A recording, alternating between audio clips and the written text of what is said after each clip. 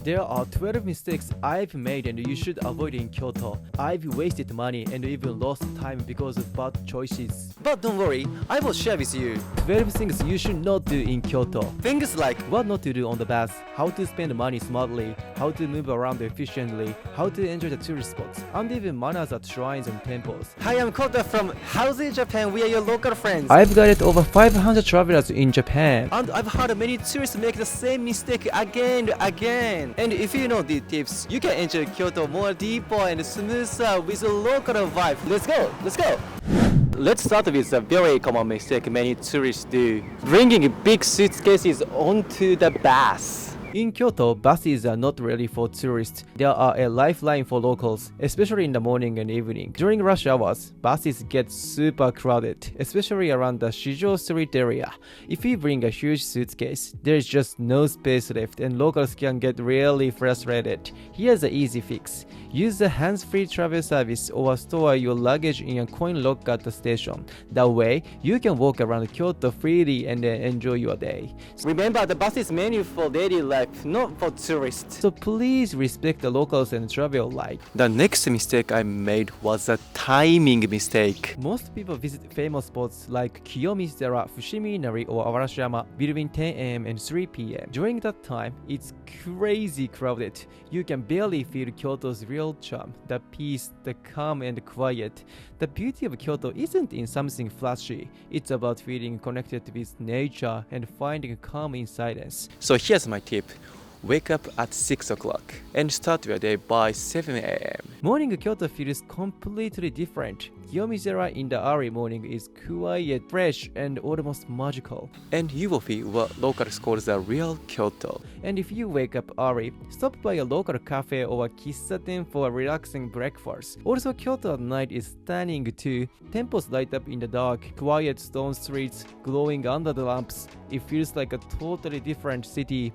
So remember, the real Kyoto lives in the early morning and at night. If you only see it during the day, you are missing half the magic. And if you want to check how crowded the place is before going, this site is super helpful. The next mistake is shopping and eating only around tourist areas. Near Kiyomizu-dera or Gion Nishiki Market, there are tons of cute cafes and fancy restaurants. Honestly, they are expensive and crowded and often made for tourists. Not all of them, of course, but if you want to feel the real Kyoto, you should explore the back streets and local shopping streets. Down those narrow alleys, you will find old traditional shops and small local restaurants where Kyoto people actually go. Oh, and one important thing. Some areas like Gion are not eating while walking zones. It's considered bad manners there, so please be careful. Also, many good restaurants are reservation only, so always book in advance and call if you need to cancel. That's part of good Kyoto manners too. Once you step away from the busy tourist spots, You will discover the real side of Kyoto, calmer and friendlier and much more authentic. The next mistake is traveling around Kyoto with no cash. in Tokyo or Osaka, cashless payments are everywhere, but Kyoto is still very much a cash-based city. Small cafes, family-run shops, shrines, and temples often don't take credit cards or QR payments. I remember walking around Gion one day. I found a beautiful omamori charm, but I couldn't buy it because I had no cash. And it always happens at the worst time, when you finally find something you really want. So my advice, always carry a little small extra cash. You can easily withdraw Japanese yen at the convenience stores or post offices using international cards. And don't forget the small coins. You will need them for temple donations, goshuin stamps, or buying charms. In Kyoto, many warm and personal moments come from face-to-face interactions like these. Cash isn't just for paying. It's a tool that connects people and culture. The next mistake is trying to walk everywhere in Kyoto. When you look at the map, it seems close, right? But in reality, it's way farther in looks. Plus, Kyoto has lots of slopes and stairs. In summer, it's hot. In winter, it's freezing. You will lose your energy immediately. So always wear comfortable shoes and light clothes. And don't try to walk the whole day. Combine trains, subways, and buses smartly instead. buses can get really crowded. I recommend using the subway whenever possible. Even if the places look far apart, you can save time and energy if you plan your route well. Walking Kyoto doesn't mean rushing to see everything. It means enjoying each step and each moment slowly. Take your time, that's the best way to enjoy Kyoto fully.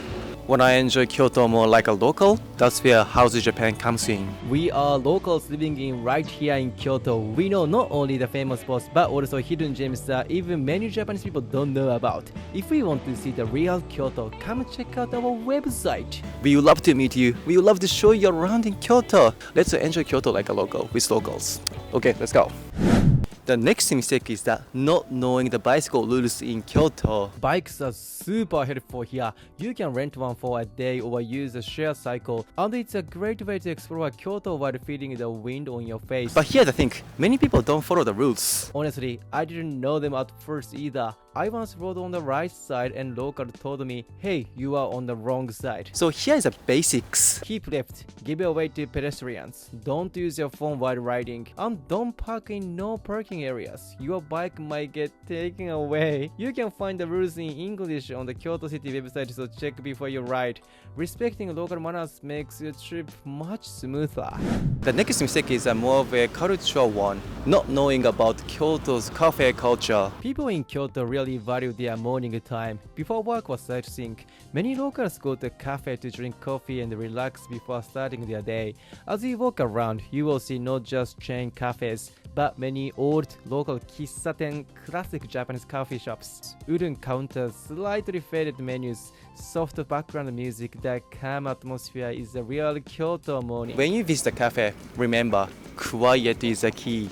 Keep your voice low and enjoy the slow rhythm of Kyoto. Some old-style cafes are in traditional houses, and you might need to take off your shoes before entering, so be ready. Here's my favorite morning routine.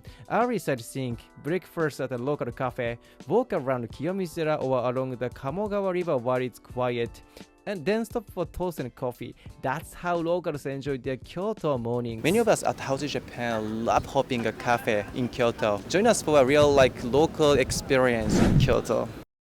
The next mistake is something that wastes a lot of time. Using only the regular city bus. Many travelers think Kyoto equals buses, but actually that can take a huge amount of time. Regular city buses stop at every single station, so if you are trying to visit several famous spots in one day, you will quickly realize your whole day is gone. When I first came to Kyoto, I used the bus for everything. I kept wondering, why are we moving so slowly? And I realized I had only visited 2 spots in 1 hour. So here's my advice. Use a rapid bus instead. This bus runs mostly on weekends, and it connects Kyoto's major attractions in one direct route.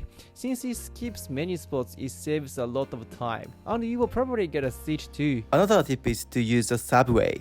It's fast, clean, and never stuck in traffic. For example, routes like Kyoto Station, Nijo Castle, or Karasuma Oike, Kitayama are super smooth by subway. To sum up, don't rely on city buses. Mix a rapid bus and the subway for the best travel experience. You will save time, energy, and get to enjoy way more of Kyoto. One of the most important things in Kyoto is knowing how to pray at the shrines, at the temples. These are sacred places, not theme parks. Here are a few basics to remember. Don't walk in the middle of the torii gate, that's the god's path. Wash your hands and mouth at the water basin before entering. 2 bows, 2 claps, 1 bow when praying. And please don't film and throw coins roughly while praying. I once did that at the Fushimi Inari, and the local told me, you are in front of the gods. That moment reminded me, this isn't sightseeing, it's a spiritual space. Show respect, move quickly, and you will feel the calm heart of Kyoto. The next mistake is filming in restricted areas or private areas. Kyoto is such a beautiful city. Almost everywhere you look feels like a perfect photo spot. I totally get it if we want to capture every moment. But here's the thing. Many places have clear rules and no photography signs. For example, famous spots like Kiyomisera or Fushiminari often don't allow tripods. Once I set up my tripod at Kiyomisera and the staff member kindly told me, please stop, it's dangerous here. I felt so bad and learned my experience. on that day. Don't take photos of people without permission, especially Maiko or local residents in private areas. In Kyoto, people value feeling the atmosphere more than just taking photos. First, check for a photography OK sign or simply ask. Just a small act of respect makes the trip and the local people's day much more comfortable and meaningful. It may seem small, but don't throw trash away in public. Kyoto has very few trash cans on purpose. It's part of the city's culture to keep streets clean and peaceful. I always carry a small bag in my backpack for that, and avoid eating while walking or smoking on the street. Locals really care about their city's quiet beauty, so even small actions make a big difference. Travel Kyoto is not just to enjoy it, but to respect and protect it too. And finally, the last mistake many travelers make, only visiting the famous places. Sure, Kiyomizu Shiminari and Kinkakuji are amazing, But that's just the surface. the real Kyoto lives in its everyday life. Quiet alleys, local markets, and small riverside streets. Check out Yamacho Shopping Street, old top shops, vegetable stands still run by locals. Or visit Fushimi, known for its sake breweries. Walk around the calm river and smell the sake in the air. And my favorite spot, Demachi Yanagi, locals sit by the river, chatting, relaxing, smiling. That's the real Kyoto. The famous temples are just a starting point. Step into the local side where people actually live. Kyoto isn't just a city to see, it's a city to feel. So remember, don't just visit Japan. You need to feel Japan. And we will be sharing even more local side of Kyoto and other parts of Japan. So don't forget to subscribe. Also check out our videos about Tokyo as well. Okay? There's so much more to explore. See you in the next video. No, see you in Japan. Enjoy Japan like a local with locals. Bye. How's it?